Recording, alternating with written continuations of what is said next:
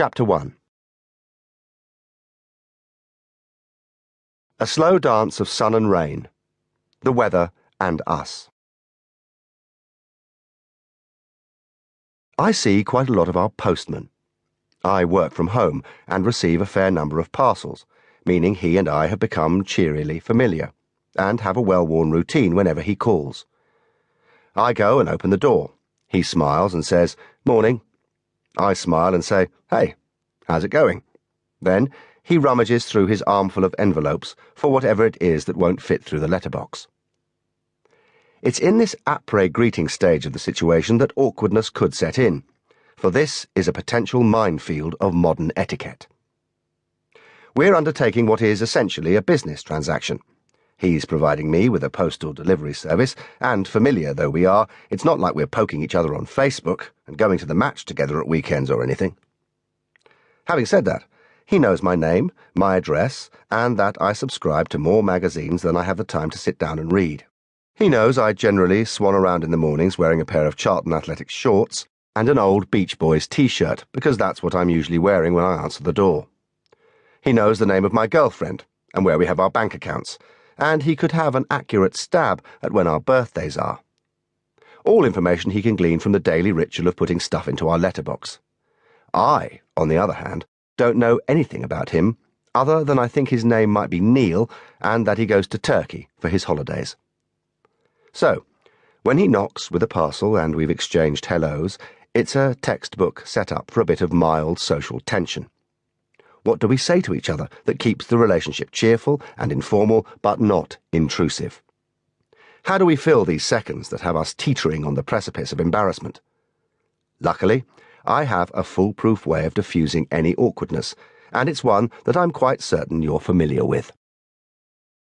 I rub my hands together, look at the sky, squint slightly and say one of the following. "Hope we've seen the last of that rain." "Not as cold today, is it?" "Oof, that wind'll go right through you."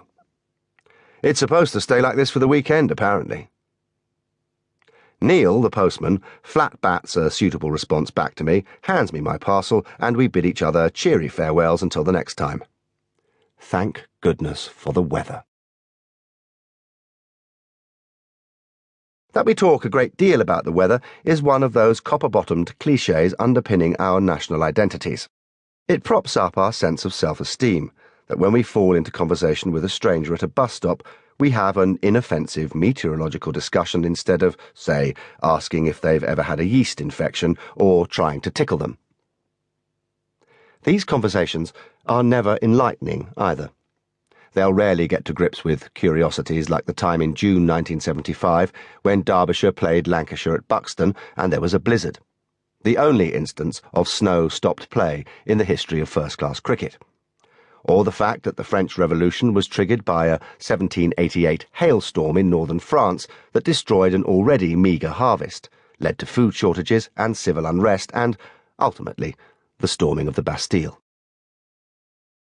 Usually, in these conversations, we're complaining about the weather. Most of the time, we're suspicious of it. Certainly, we're very distrustful of it. We're usually suspicious in our responses to it too. One sunny day, and we're counting the minutes until the next hosepipe ban. A flurry of snow, and we're predicting instant chaos on the railways due to the wrong kind of snow. On very rare occasions, we are actually pleased about it, but always with the shrugging caveat that it can't possibly last. It's our way of bonding with a stranger, of putting ourselves on the same side. Neither of us wants to sit or stand there in awkward silence, but neither of us wants an in-depth conversation about matters of great import either. We want to find ourselves on common ground, agreeing about stuff of little consequence, and then going our separate ways with the other thinking, well, he was a nice bloke. In a way, it's like a particularly lame version of the old Blitz spirit. We're united in our scanning of the skies. Only these days, we're looking for flecks of grey in the clouds instead of the bombs our grandparents were expecting to plop down their chimneys at any moment. Yet